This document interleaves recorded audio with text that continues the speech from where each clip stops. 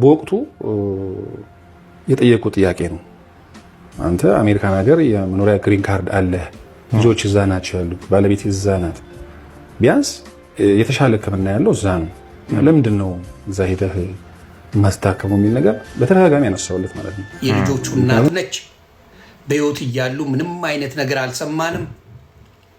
አሁን ግን ያመጡት እቺ $90,000 ያመጣችው መዘዝ ነው። ይህን ነገር አሁን ለማንሳቱ ለምን አስፈለገ? ወደዳችሁም ጠላችሁም ነፃነት ወርቅነህ የሞተው በትላንትናው ዕለት ሲሆን ቀብሩ ደግሞ ዛሬ ነው መሆን ያለበት ብዬ ሐሳብ መስጠት ፈልጋለሁ። ለምን ካላችሁኝ ምክንያቱም በትላንትናው ዕለት በእርቅ ሚዲያ 2 ሰዓት ከ36 ደቂቃ የፈጀው ፖድካስት ብዙ መረጃዎችን አወጣ፣ ስንቶቻችንን አስተዛዘበን ማለት እችላለሁ። በነገራችሁ ላይ ነፃነት ወርቅነህ ከዚች ዓለም ካረፈ ከወራት በላይ ቢቆይም አሁንም ላይ እንግዲህ በማይረሳ መልኩ ብዙዎችን ግራ እያጋባ በርካታ ቡድኖች ፈጥሮ እያከራከረ ይገኛል። ለምሳሌ የመጀመሪያው ቡድን የነፃነት እህትና ወንድሞች ሲሆኑ ሁለተኛው ደግሞ የነፃነት ጓደኛ ነኝ ተብየው የአስናቀ ቡድን ነው። ሶስተኛው ደግሞ የነፃነት ትዳር ነኝ የሚሉት እንግዲህ የሚስትና የልጆቹ ጉዳይ ሲሆን ሶስቱም የየራሳቸውን አመለካከትን ወደኛ እያመጡ እኛም ግራ እያጋቡን ነው። በነገራችሁ ላይ አንድ የተረዳሁት ነገር ሶስቱም በነፃነት ህይወት ላይ ምንም አይነት ዋጋ የሌላቸው ለነፃነት ደግሞ ህይወት ደግሞ ምቾት የማይሰጡ አካላት እንደሆኑ በራሴ ተረድቻለሁ። ይህ የኛ አመለካከት ነው። ሰላም ጤና ይስጥልኝ ውድ ተመልካቾቼ እንዴት ናችሁልኝ? እኔ ምንቴ ነኝ። ይህ ቻናል ደግሞ ምንቴ ቲዩብ ነው። በዚህ ቻናል ላይ ወቅታዊ አዳዲስ ጉዳዮችን ወደ እናንተ እያመጣሁኝ ለበርካታ ጊዜ እንግዲህ ከናንተ ጋር ቆይቻለሁ። ዛሬም እንግዲህ ለናንተ አነጋጋሪ የሆነው ጉዳይን ይዤላችሁ መጥቻለሁ። አብራችሁን ቆዩ። ለቻናሉ አዲስ ሆናችሁስ ደግሞ ሰብስክራይብ የምትለውን በተንም በመንካት ቻናሉ ፋሚሊ በመሆን እንጀምራለን። እንዲሁም በተጨማሪም ደግሞ ቪዲዮ ላይክ አድርጉት። ይህ መረጃ ለብዙዎች ተደራሽ መሆን ስላለበት ከናንተ ላይክ በማድረግ ፍቅራችሁን ግለጹልኝ። እንዲሁም ደግሞ የግል አመለካከት፣ የግል ሐሳብ እንዲሁም ደግሞ የራሳችሁ የሆነ ወጥ አቋምን እንግዲህ ኮሜንት ሴክሽን ላይ ገብታችሁ ሐሳባችሁን ብትገልጹልኝ ብዬ ለናንተ እንግዲህ ነግራችኋለሁ። ቤተሰቦች ወደ ቪዲዮዎች ከማለፌ በፊት አንድ ሐሳብ ልንገራችሁ።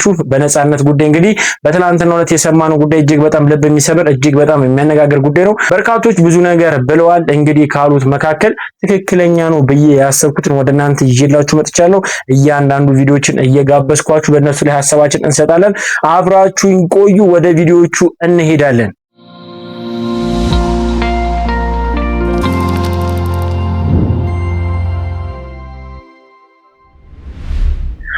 በመግቢያዬ እንደነገርኳችሁ ከ2 ሰዓት ከ36 ደቂቃ በላይ በፈጀው የእርቅ ሚዲያ ፖድካስት ላይ በትላንትናው ዕለት እንግዲህ የነፃነት እህትና ወንድሞቹ በርካታ ሀሳቦችን እየሰጡ በርካቶችንም እየተቹ እንደነበረ በመግቢያዬ ነግሬያችሁ ነበረ። ከዛ ጋር ተያይዞ እንግዲህ ምናልባት ይሄን ቪዲዮ ካላያችሁ በአጭሩ እንግዲህ የ2 ሰዓት ከ36 ደቂቃ ምን እንደምትመስል ወይም ደግሞ ምን አይነት ሀሳቦች ሲሰነዘሩ እንደነበሩ በዚች ቪዲዮ በአጭሩ ልጋብዛችሁና ሀሳባችንን የምንሰጥባቸው የምንወያይባቸው በርካታ ቪዲዮዎች አሉ። አብራችሁን ቆዩ። የአርቲስት ነፃነት ወርቅነህ ቤተሰቦች ጓደኛው ነኝ ያለውን አስናቀን ወረዱበት፣ አይገልጸውም ወረዱበት። አሁን ቃለ ምልልሱን አይቼ መጨረሴ ነውና የታዘብኩትን በአጭሩ ጽፌያታለሁ። እስኪ ላቀርብላችሁ። የአርቲስት ነፃነት ወርቅነህን በተከትሎ በህዝብ ዘንድ ከፍተኛ ስሜት ከፈጠሩት ክስተቶች አንዱ አስናቀ የተባለው አርቲስት የ29 ዓመታት የማይነጠል ጓደኛው መሆኑን በመግለጽ ያቀረበው የእንባና የሐዘን ትርክት ነው። ሆኖም የነፃነት እህት ሚሚና ወንድሙ ወንዴ በዩቲዩብ በሰጡት ቃለ ምልልስ ይህንን የማህበራዊ ሚዲያና የአደባባይ ጓደኝነት ትርክት እጅግ ሞጋጅ በሆነና ማስረጃን መሰረት ባደረገ መልኩ አፈራርሰውታል። ቤተሰቦቹ እንዳጋለጡት ከስሜት ቀስቃሹ የአስናቀ ንግግር ጀርባ ያለው እውነተኛ ጓደኝነት ሳይሆን አጥፊነትን ማጀብና የራስን ስም የማጉላት ፍላጎት ነው። ተዋናይ አስናቀ በቀብር ስነ ስርዓቱ ላይ በ29 ዓመታት ውስጥ ከአንድ ወር ውጪ ተለያይተን አናውቅም ማለቱ የብዙዎችን አንጀት በልቶ ነበረ። ነገር ግን የአርቲስት ነፃነት ወርቅነህ እህት ሚሚ ይህንን በአሃዝና በታሪክ ስትሞግተው የውሸቱን ስፋት ያሳያል። ነፃነት ያረፈው በ43 ዓመቱ ነው። ከዚያ ላይ 29 ዓመት ሲቀነስ ጓደኝነታቸው በ14 ዓመቱ እንደጀመረ ያሳያል። ነገር ግን ሚሚ እንደምትለው ነፃነት በ16 ዓመቱ የሳምባ ምች ታሞ ከአባቱ ጋር የነበረበት ጊዜ በአሜሪካ ለ2 ዓመት ከ7 ወራት የኖረበት ጊዜ እንዲሁም አስናቀ በስራ ምክንያት ሐረር የኖረባቸው ረጅም ዓመታት አሉ። እነዚህ ተጨባጭ የህይወት ውጣ ውረዶችና ርቀቶች እያሉ ከአንድ ወር ውጪ አልተለያየንም ብሎ መናገር የሐዘኑን መድረክ ለራስ ፕሮሞሽን ከመጠቀም የዘለለ ትርጉም እንደሌለው ቤተሰቦቹ በአጽንኦት ሞግተዋል። በዚህ ቃለ ምልልስ ውስጥ እጅግ አሳሳቢ ሆኖ ያየሁት ነገር ደግሞ የጓደኝነት እውነተኛ ትርጉም መፈተሹ ነው።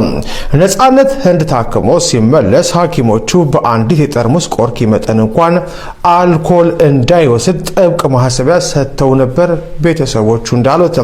ይህን ደግሞ ቤተሰቦቹ ለአስናቀና ለሌሎች ጓደኞቹ በግልጽ አሳውቀዋል። የነፃነት ወንድም ሲናገር እውነተኛ ጓደኛ ማለት ጓደኛው ገደል ሲገባ አብሮ የሚገባ ሳይሆን ተጨቃጭቆም ቢሆን ከጥፋት የሚመልስ ነው በማለት የአስናቀን ጓደኝነት ሚዛን ላይ ያስቀምጠዋል። ነፃነት መጠጥ በማይገባው የጤና ቀውስ ውስጥ ሆኖ ሳለ እና አስናቀ ታገስ በተባለ መጠጥ ቤት ውስጥ አብረው ይጠጡ እንደነበርና ሂሳቡንም ነፃነት ይከፍል እንደነበር ቤተሰቦቹ አጋልጠዋል። ከዚህም አሳዛኙ ነገር አስናቀ ራሱ በቀብሩ ዕለት ዛሬ ከታገስ ቤት ቀጠሮ ነበረን በማለት መመስከሩ ነው። ለህይወቱ አደገኛ የሆነን ነገር ሲያደርግ ከመከልከል ይልቅ አብሮ በመጠጣት የሚያጅብ ሰው እንዴት የ29 ዓመት አሳቢ ጓደኛ ሊባል ይችላል የሚለው የቤተሰቦች ጥያቄ ህብረተሰቡ ስለ ጓደኝነት ያለውን ብዥታ የሚያጠራ ነው። አስናቀ በቤተሰቡ ስብሰባ ላይ ከናንተ በላይ እኔ ነኝ ያዘንኩት፣ እኔ ነኝ የምጎዳው በማለት የሐዘኑ ዋና ባለቤት ለመሆን መሞከሩን ቤተሰቦቹ ክፉኛ እንዳስቀጣቸው በዚሁ ቃለ ምልልስ ላይ ተናግረዋል። ሆኖም ነፃነት በህይወት እያለ የነበረው እውነታ ለወንድሙ ለወንዴ አውጥቶ ነግሮት ነበረ። ብዙ ሰው በዙሪያ ቢኖርም እኔ ሰው የለኝም። ይህ አሳዛኝ ንግግር ነፃነት በጓደኞች ዘንድ የነበረውን የብቸኝነት ስሜትና የጓደኞቹን አስመሳይነት ራሱ ጠንቅቆ ያውቅ እንደነበር ያሳያል። በተጨማሪም አስናቀ በማህበራዊ ሚዲያ ላይ ነፃነት መኪና ከገዛ 1 ወር ከ15 ቀኑ ነው ከዚያ በፊት አልነበረም ማለት ያሰራጨው መረጃ የጎፈንድሚ የገንዘብ ማሰባሰቢያን ትርክት ለማጠናከር ሆን ተብሎ የተፈበረከ መሆኑን ቤተሰቦቹ አጋልጠዋል። እውነታው ግን ነፃነት መኪናውን ከገዛ 8 ወራት እንዳለፉት የውል ማስረጃዎች ያረጋግጣሉ። የሟችን ስምና ክብር ዝቅ አድርጎ ገንዘብ ለመሰብሰብ መሞከር ከእውነተኛ ጓደኝነት ይልቅ የጥቅምና የትርክት ፖለቲካ ማራመድ መሆኑን ቤተሰቦቹ በዚህ ቃለ ምልልስ ላይ ሲሞግቱ ሰምቻቸዋል። የነፃነት ቤተሰቦች ያጋለጡት የአስናቀና መሰል ጓደኞች ታሪክ በማህበራዊ ሚዲያ አደባባይ ከሚታየው የሐዘን ትወና ጀርባ ያለውን አስደንጋጭ ግብዝነት ያሳያል። አንድን ሰው በህይወት እያለ ከጥፋቱ ሳይታደጉ አብሮ በመጠጣት ገደል እንዲገባ መንገዱን አመቻችቶ ሲሞት ግን ከኔ በላይ ማንም አላዘነም በማለት የአደባባይ ጀግና ለመሆን መሞከር የሞራል ኪሳራ መሆኑን ይህ የቤተሰቦቹ ምስክርነት በግልጽ ያሰምርበታል። እናንተስ ምን ታዘባችሁ? እንደሰማችሁት ነው። እጅግ በጣም በሚገርም ሁኔታ ትክክለኛው ቆይታቸው ይችን ትመስላለች። በ2 ሰዓት ከ36 ደቂቃ ውስጥ እነዚህ መረጃዎች ሲወጡ ነበረ።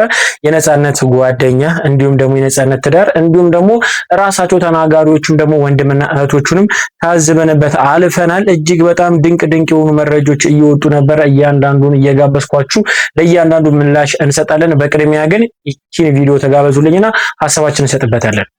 ጉዳይ እዛ ያለችው ባለቤቱ ቀና ነገር ስለሌላት ቀና ልብ ስለሌላት እና እሱን ለማገዝ ፈቃደኛ ስላልሆነች ነው ያልታከመው እዛ እንጂ መታከም ይችል ነበር እዛ። ይህን ነገር አሁን ለማንሳቱ ለምን አስፈለገ? ከዚህ በፊት ህዝቡ ያለቃቀስ ሁኔታዋ ልክ አይደለም ምናምን ብሎ ጀጅ ሲያደርጋት አይደለም ምንም ችግር የለባትም፣ ከዚህም ደግሞ ገንዘቡን ሰርቶ ወደ ዶላር ቀይሮ ልጆቹን እዛ ሲያስተምር የነበረው እሷ ከቤት ወጥታ መስራት ስለማትችል ነው፣ እግሯ ላይ ብረት ስለገባላት ነው፣ ብዙ ነገር ተብሎ ነበረ። ከዛ በኋላም ደግሞ እነዚህን ልጆች የምታሳድግበት ገንዘብ ያስፈልጋታል ተብሎ የኢትዮጵያ ሕዝብ ተረባርቦ የሚችለውን ነገር አደረገ። አሁን ላይ ምን ተፈልጎ ነው ይሄን ጉዳይ እንደ አዲስ ማንሳት የተፈለገበት? እና ሲበደል እንደኖረ ችግር እንደነበረ በመካከላቸው ነው እየተወራ ያለው። እና ምን ይፈይዳል ነው የዛኔ ዲፌንድ ካደረጋችሁ አሁን ላይ ደግሞ ምንድን ነው የታጣው ነገር? ወይስ በተሰበሰበው ገንዘብ ላይ ምናልባት ስምምነት ጠፍቶ ነው? ምንም ሰላም ነበረ በመካከላቸው ችግር የለም ከተባለ በኋላ አሁን ላይ ደግሞ እንደ አዲስ ይህን ነገር አንስቶ ማውራቱ ምናልባት ልጆቹንና የእሷን ሰላም ከመረበሽ ውጭ ምንም ጥቅም የለውም ባይ ነኝ። እንዳልኳችሁ ነው። በቅድሚያ መተቸት ያለባቸው እነማን ናቸው ካላችሁኝ የነጻነት ወንድም እህቶች ናቸው። ምክንያቱም እስከዛሬ የት ነበራችሁ? ለዚህ ጥያቄ መልስ መስጠት አለባቸው። ምንም ጥያቄ የለውም። እስከዛሬ ድረስ ነጻነት ከተቀበረ ኦልሬዲ ራሱ ሞቶ ከተቀበረ እንኳን ራሱ ምን ያህል ጊዜ ቆየ? ከወር በላይ አሁን ወደ ሁለተኛ ወሩ እየሄደ ይገኛል።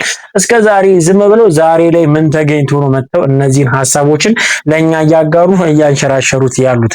ቤተሰቦች አንሸወድ፣ ተናጋሪ ሁሉ ልክ አይደለምና እቺን ጉዳይን እንግዲህ ምላሻቸው መስጠት አለባቸው ማለት ፈልጋለሁ። ነገር ግን እንግዲህ ዮኒ ማኛ እጅግ በጣም ደስ በሚል ሁኔታ ምክንያቱን በራሱ አመለካከት የገለጸበት አለ። ቪዲዮ ልጋብዛችሁና ሀሳባችንን እንሰጥበታለን። የልጆቹ እናት ነች። በህይወት እያሉ ምንም አይነት ነገር አልሰማንም። አሁን ግን ያመጡት እቺ $90,000 ያመጣችው መዘዝ ነው። ለምን ተሰበሰበላቸው ነው። እናትየውም ምኑም ሲመሰገኑ የነበሩ ሰዎች ናቸው። አሁን መጥተው ሌላ ታሪክ ቢነግሩን አንሰማም ነው የምለው። ስለዚህ ያንን ነው መናገር የምፈልገው። የነፃነት ጓደኞች ብትችሉ ሚስቱና ልጆቹን እግዚአብሔር ይጠብቃቸው። ነፃነትን መመለስ አይቻልም። ብትችሉ ሚስትና ልጆቹን ምን ማድረግ አለባችሁ? እንደ ትክክለኛ ጓደኛ ከሆናችሁ መርዳት። ምን ጎደለ፣ ምን ያስፈልጋል፣ ምን እናደርግ ብሎ ይመጣል። እውነተኛ ጓደኛ ከሆነ አውሬውስ ኧረ እሱ እኮ ደስተኛ አልነበረም፣ በትዳሩ እኮ ደስተኛ አልነበረም፣ በትዳር እኮ እንዲህ አልነበረም እያለ የመጣ የቤተሰቦቹን ስም የሚያጠፋ ጓደኛ አልልም።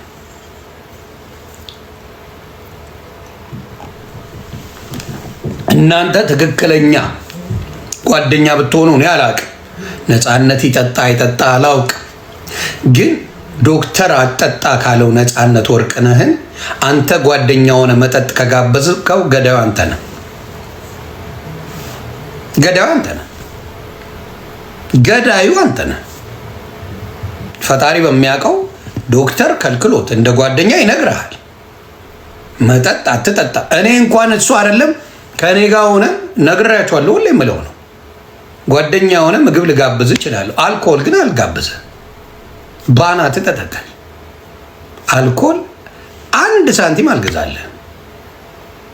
ለምን?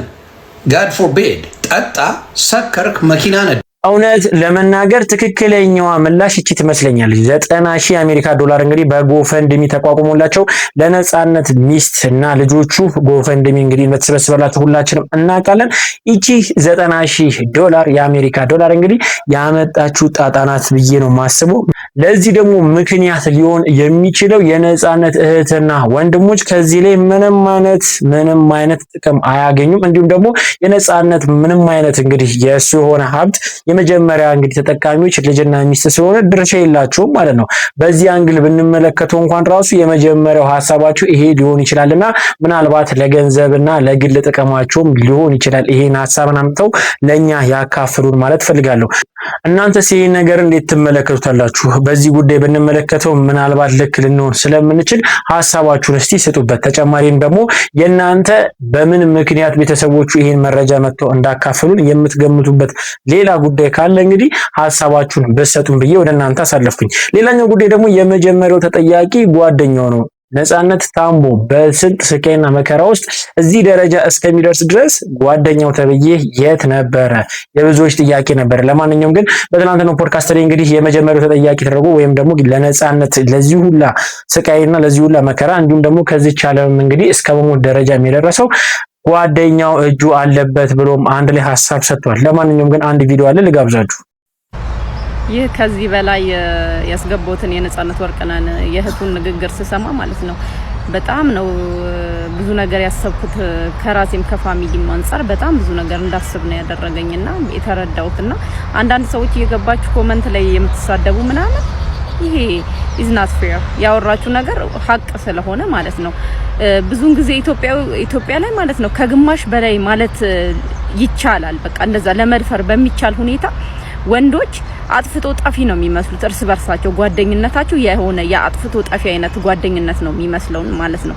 በተለይ አሁን የነፃነት ወርቅነህ አይነት ካራክተር ያላቸው ሰጪ ለጋሽ ምን አይነት ሰዎች ከሆኑ እነዛ ሰዎች በቃ ተጠቂ ናቸው በጣም ማለት ነው።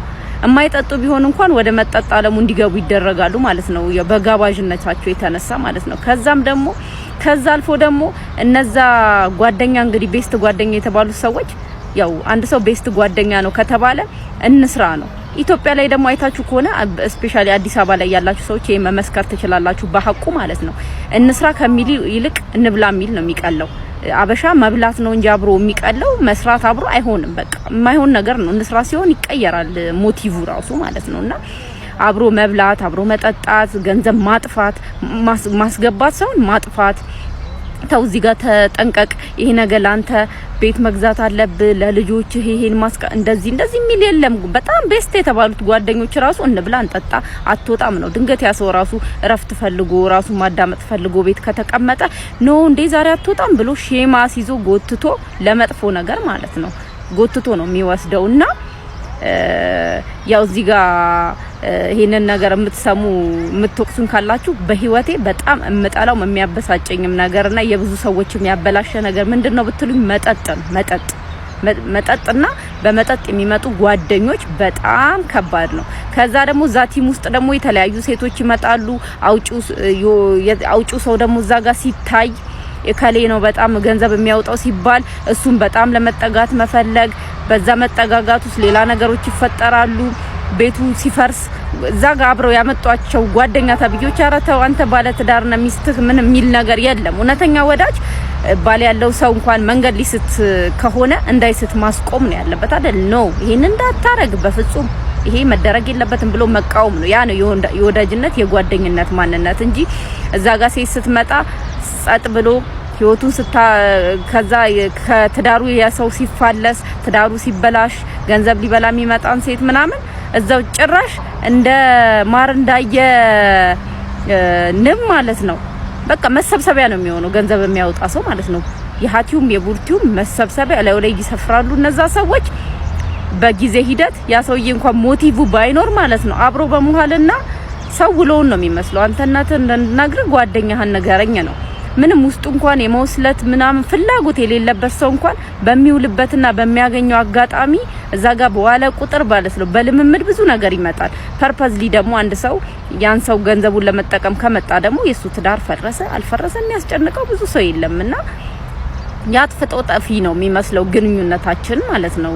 ይሄ ግንኙነታቸው ስፔሻሊ ወንድ ጓደኛ ማቾች ኢትዮጵያ ውስጥ እንደዚህ ምንም በቃ ነፃነት ወርቅነህ ያለችው ነገር ምንም ነገር ስተት የለውም። በጣም ትክክል። የብዙ ሰዎች ቤት የፈረሰው የብዙ ሰዎች ህይወት የተበላሸው የልጆች ማግኘት ያለባቸውን ነገሮች እንዳያገኙ ሆነው ለጋሽ ሰዎች ያው ሀበሻኛ ምስኪን ጥሩ የምንላቸው ማለት ነው። የኢትዮጵያ እንትን መልካም ባህሪ የሚገለጸው ሁሌም በሰጪነት ላይ ነው። እንዴ ሰው ለራሱ መሆን መቻል ራሱ ትልቅ ለጋስነትና ሰጪ ነው። ሰው ለራሱ ሲሰጥ ለወለዳቸው ይሰጣል፣ ለቤተሰቦቹ ይተርፋል። ሰው ከራሱ አልፎ ለወለደው ለቤተሰቡ ከተረፈ በኋላ ነው ለማህበረሰብ መትረፍ የሚችለው እንጂ ዝም ብሎ ያለ ምክንያት የሚያወጣን ሰው እንወዳለን። ነጮቹ ጋር ደግሞ እንደዚህ የለም። ያለ ምክንያት ማንንም ምንም አያወጣም። ለዛ ነው ፓርትነርሺፕ እና ይሄ አብሮ ኮኦፕሬት የሆነ ቢዝነስ ላይ በጣም ሰክሰስ የሚሆኑት ስራ ስለሆነ ነው። እኛ ጋር አንድ ሰው ጓደኛችን እንደው ካፌ ቢከፍት ራሱ በይሉንታ ልንበላ ሄደን ሳንከፍል ብንመጣ ኖርማል የሚሆንበት በጣም ብዙ ሰው ነው ያለው። ያው ወንጀል ነው። ያ ሰውዬ ስራ እየሰራ ነው። እዛ ጋር መክፈል ነው ያለብን ሄደን እንኳን ስንመረቅ ማለት ነውና ያሳፍራል። አንዳንዴ የሆነ ማህበራዊ ህይወት የተበላሸ ማህበራዊ ህይወት አለን ማለት ነው። በሰጭነት ላይ ተመሰረተ ሰጪ በቃ ዝም ብሎ መስጠት ጥሩ ለመባል መስጠት እንዳለ መጀመሪያ ሰው ለራሱ ሲቆም ነው። ከዛ ደግሞ የሚሰጠውን ሰው መለየት መቻል አለበት። ሰው መስጠት ከፈለገ ሂዱ ሜቄዶኒያ፣ ባቡካይር ስንት አለ መሰጠት ያለበት ቦታ። እንደዚህ አይነት ቦታ ነው መስጠትና መልካም ነገሮችም ከዛ አንፃር እንዲታይላችሁ ከፈለጋችሁ እንደዚህ አይነት ቦታ ነው ሄዳችሁ መስጠት ያለባችሁ እንጂ መስጠት ለጠገበ መጋበዝ ምንም እኔ ይቅርታ አድርጉልኝ አሁንም እዚህ ጋር መጠጥ የሚጠጣ ሰው መጋበዝ ምንም እንደ ኪሳራ ነው የምቆጥረው ሲጀመር ማለት ነው። ኪሳራ ነው። አንድ ሰው መጠጥ ስለጋበዝከው ደግም ክፉም ምንም አያስብልም። ለዚያም በዛ ውስጥ ብዙ ነገር የሚጠፋ ነገር አለ ማለት ነው። ብዙ የሚበላሹ ነገሮች አሉ። ብዙ የሚበላሹ ነገሮች በመጠጥ ዙሪያ ባሉ ነገሮች ላይ ነው የሚፈጠሩትና ትክክል የተናገረችው እንደ ቤተሰብ አይ ፊል ዩ በጣም ማለት ነው። በጣም በቃ የሚያሳዝን ነው። ያው ከዚህ በፊትም እንደተናገርኩት እኔ በፋቲ ሊቨር ፋሚሊም አጥቻለሁ የግሌን እና አሁን እሱ ላይ የተፈጠረውን ነገር ነው ያዩትኝና እነዛ ሰዎች አብረው በጣም ወዳጅ የሆነ ሰው ራሱ ያ ሰው ከእንትን ካለ በኋላ ከቀረ በኋላ ቤተሰቡ ነው በቃ ረጅም ዘመን የማይረሳው እንጂ ሁሉ ሰው ይረሳዋል። ስለዚህ የምትጠጡ ሰዎች እስኪ እዚህ ጋር ልብ አድርጉ። ለራሳችሁ ምራሩ፣ ለቤተሰባችሁ ምራሩ፣ ለልጆቻችሁ ምራሩ። ጓደኛ ምናምን እንደዚህ የመጠጥ ጀማ ሲቀር ይቀራል በመጠጥ አይነት ነገር። እውነተኛ ጓደኝነት እንደዛ አይደለም። እንስራ፣ እንቀየር፣ ትልቅ ቦታ እንድረስ ነው እውነተኛ ጓደኝነት እንጂ ህይወትን የሚያስቀማ ነገር ላይ ሰዎችን መጣድ መልካም አይደለም። እና እባካችሁ ደግሞ እሷን የምትሰርቧት ሰዎች እባካችሁ ልብ ግዙ። በራሳችሁ እንዲሆንባችሁ የማትፈልጉትን በሰው አታድርጉ። ይሄ ነው የኛ ኢትዮጵያን ከፍተኛው ችግር ማለት ነው። እና ደግነት ደግሞ ምን ማለት እንደሆነ ብንረዳ ጥሩ ነው፣ ከየት አንፃር እንደሆነ እውነተኛ ሐሳብ እንዲሁም ደግሞ በእውነተኝነት ላይ የተመረኮዘ እንዲሁም ደግሞ ዕውቀትንም አንድ ላይ ያካተተ ጥሩ ገለጻ ይመስለኛል የእህታችን። ምክንያቱም የጓደኝነት ጥግ ምንድነው ወይም ደግሞ ጓደኝነት ራሱ ምንድነው? ጓደኝነትን እኔ እስከማውቀው ድረስ በእኔ ጭንቅላት በእኔ አስተሳሰብ እርስ በርስ መጠባበቅ፣ እርስ በርስ መከባበር፣ እርስ በርስ መዋደድ፣ እርስ በርስ እንዲሁም ደግሞ ለጋራ ዓላማ መቆም ይመስለኛል። ጓደኝነት ማለት እርስ በርስ መጠባበቅ እስከሆነ ድረስ አንዱ የአንዱን ችግርን ተረድቶ በሱ ላይ ሊደርስ የሚችለው ማንኛውንም መጥፎ ነገር መከላከል እንደሆነ መርሳት የለብንም። ምናልባት በነፃነትና በአስናቀህ መካከል እንግዲህ የተከፈተው ክፍተት ይህን ይመስላል። ጓደኛውን እንግዲህ መጠጥ ቤት እየጠራ ያውም ደግሞ ጓደኛው መጠጥ እንደማይጠጣ እያወቀ መጠጥ ቤት ድረስ ጠርቶት አብሮት እንዲሆን አብሮት እንዲቆይ ካደረገ ይህ ሰውዬ በትክክልም የጓደኝነት መስፈርትን አፍርሷል ከሚሉ ሰዎች መካከል አንዱ ነኝ። በነገራችሁ ላይ ሌላኛውም ጉዳይ እህታችን የተናገረችው ልክ ነው። ምክንያቱም ነፃነትን እንደሰማነው ለማንኛውም ነገር እንግዲህ ካልከፈልኩኝ ወይም ደግሞ ሂሳቡን እኔ ዘጋዋለሁ የሚል ሰው እስከሆነ ድረስ በማንኛውም ወጪ ባለባቸው ቦታዎች ላይ መኖሩ ግዴታ ነውና መጠጥ ቤትም ቢሆን ወጪ እስከሸፈነ ድረስ ቢጠጣም ባይጠጣም መገኘት አለበት ብሎ ጓደኛው አስቧል ወይም ደግሞ ሊያስብ ይችላል ብላ የተናገረችበት መንገድ ትክክል ይመስለኛል በእኔ አመለካከት። ምክንያቱም ወጪውን ሙሉ የሚሸፍን ከሆነ ጓደኛው መጠጥ ቤት ድረስ ይጠራዋል። እንዲሁም ደግሞ እንግዲህ መጋበዝም ካለበትም እየተጋበዘ ጊዜውን ያሳልፋል ብላ ተናግራለች። እውነተኛ ሐሳብ ነው። እንደኔ አመለካከት ጓደኛው ራሱ ትክክለኛ ጤነኛ የሆነ ሪሌሽንሺፕ እንዳልነበራቸው በእነዚህ ጉዳዮች መረዳት እንችላለን ብዬ አስባለሁ። ወደ ሌላኛው ጉዳይ ስናልፍ እንግዲህ ከጓደኞቹም ከቤተሰቦቹም ዘለል ስንል እንግዲህ የቀረችው ማነች? ባለቤቱ ነች። በትዳራቸው ላይ ስናስብ በትዳራቸው ላይ እንግዲህ እጅግ በጣም ብዙ ቅሬቶች እየተሰሙ እንደነበር ሁላችንም እናስታውሳለን።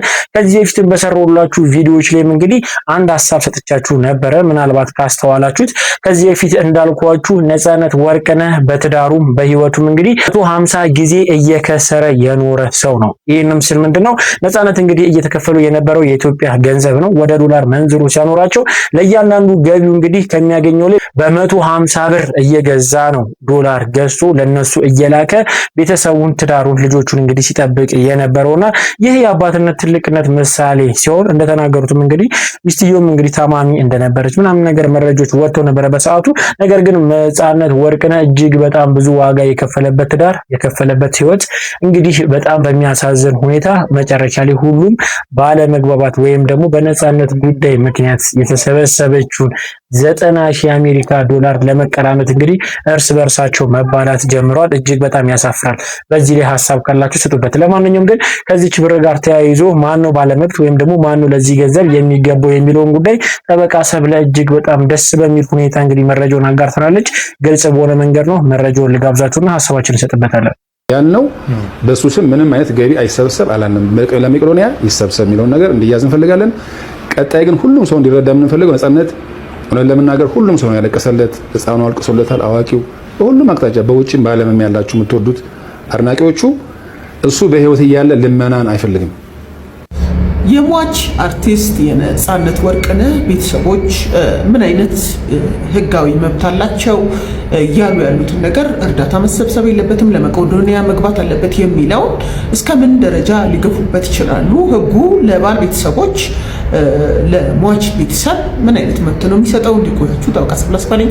ይህ መረጃ ለብዙዎች እንዲደርስ ፕሊስ ኮፒ ሊንክ ሪፖስት አድርጉልኝ። እንግዲህ በጣም የምንወደው አርቲስት ነፃነት ወርቅነህ ህይወቱ ካለፈ በኋላ አሁን በቅርብ ቀን ከእህት ወንድሞቹ የተሰማ የተለያየ መረጃ አለ። ከዛ ጋር በተገናኘ በተለይ ደግሞ እሱን በተመለከተ ምንም አይነት መረጃ መሰብሰብ የለበትም፣ የተሰበሰበውም መቄዶንያ መሰጠት አለበት የሚለው በጣም አነጋጋሪ ሆኗል። ህጉ ይህንን ለማድረግ የተሰበሰበውንም ለማሳገድ መብት ይሰጣችኋል የሚለውን ጠይቃችሁኛል። ከዚህ ጋር በተገናኘ እንግዲህ አንድ ሰው ከሞተ በኋላ ሚስትና ልጆች ካሉት እንደነኚህ አይነት ጉዳዮችን እርዳታ ማሰባሰብን የተሰበሰበን እርዳታ በተመለከተ ሙሉ መብት የሚኖራቸው ሚስትና ልጆች ናቸው። በተለይ ልጆች ባሉበት ሁኔታ ልጆች እንኳን ባይኖሩ የባል ቤተሰብ ወዲያውኑ በእንዲህ አይነት ጉዳዮች ላይ ጣልቃ ሊገባ የሚችልበት ሁኔታ ይኖራል። በዚህ ሁኔታ ግን ልጆች በህይወት ያሉ በመሆኑ የሚደረጉትን ነገሮች አስመልክቶ ከሚስትና ከልጆች ውጪ ያሉ ቤተሰቦች በዚህ መልኩ ጣልቃ ገብተው መሰብሰብ የለበትም፣ እንዲሁም ደግሞ የተሰበሰበው መታገድ አለበት፣ ለከሌ ይሰጣል የሚሉበት ምንም አይነት አግባብ የለም። በልዩ ሁኔታ አንድ ቤተሰብ ከሞተ በኋላ ልጆች ያሉትን ሰው አስመልክቶ ቤተሰቦቹ ጣልቃ ሊገቡ የሚችሉት የልጆቹን አያያዝ አስመልክቶ እናት በአግባቡ እየያዘች አይደለም እየተበደለ ነው ከተባለ ብቻ ክስ ማቅረብና ይሄ ነገር በፍርድ ቤት እንዲታይ ሊያደርጉ ይችላሉ። ከዛ ውጭ ግን እንደዚህ ህይወታቸው ያለፉ አርቲስቶችም ሆነ ሌሎች ሰዎች ሚስትና ልጆች ባላቸው አግባብ ድንገት ተነስተው ቤተሰቦች እነኚህን ዝርዝር ያነሷቸውን ጉዳዮች በተመለከተ ወደ ህግ ወስደው የሚጠይቁበት ምንም አይነት የህግ መሰረት የለም። መሰል ጠቃሚ መረጃዎችን ታገኙ አካውንት ይተሳሰሉ። የህግ አቋም ይታወቃል። ማንኛውም ነገር በፍትሃዊ መንገድ ነው እንግዲህ የሚዳኘውና የመጀመሪያው ተጠቃሚ ወይም ደግሞ በጎፈንድም የተሰበሰበው ድርሻ የመጀመሪያው ባለመብት እነማን ናቸው ካለን የነፃነት ልጅና የነፃነት ሚስት ሲሆኑ ከነሱ ካለፈ በኋላ ወደ ቤተሰቡ ሊደርስ የሚችለው ነውና በዚህ ጉዳይ ላይ ምን ትላላችሁ? ለማንኛውም ግን የነፃነት ባለቤትም እንግዲህ በብዙ ችግር ውስጥም እንዳለፈች ስትናገር ነበረ። ታማኝ እንደነበረች በርካታ ችግሮችን እንዳሳለፈችም ስትናገር ነበረ። ለማንኛውም ግን በነፃነት ህይወት ላይ ብዙዎቹ እየቀለዱበት ይገኛሉ። ሊያውም በዙሪያው ያሉ ሰዎች እኛ አክብረናል፣ ምክንያቱም የሚከበር ሰውና የተከበረ ሰው ስለሆነ ነው። ነገር ግን በዙሪያው ያሉ ሰዎች ግን ስለሚያውቁት ስለቀረቡ ስለተዋወቁ ሊሆን ይችላል ለሱ ያላቸው ቦታ ግን ዝቅ ያለ ነውና እጅግ በጣም ያሳፍራሉ። ለማንኛውም ነፃነት ወርቅነህ በድጋሚ ነፍስን ፈጣሪ በአጸደ ገነት ያኖርልን ለማለት ፈልጋለሁ። ቤተሰቦች ለዛሬ ይዤላችሁ የመጣኋቸው ጉዳዮች እኚህን ይመስላሉ። በእነዚህ ጉዳዮች ላይ ሀሳብ ካላችሁ ሀሳባችሁን እንግዲህ ብታጋሩኝ ደስ ይለኛል። በቀጣይ ቪዲዮ እስክንገናኝ ሰላም ቆዩ። እወዳችኋለሁ።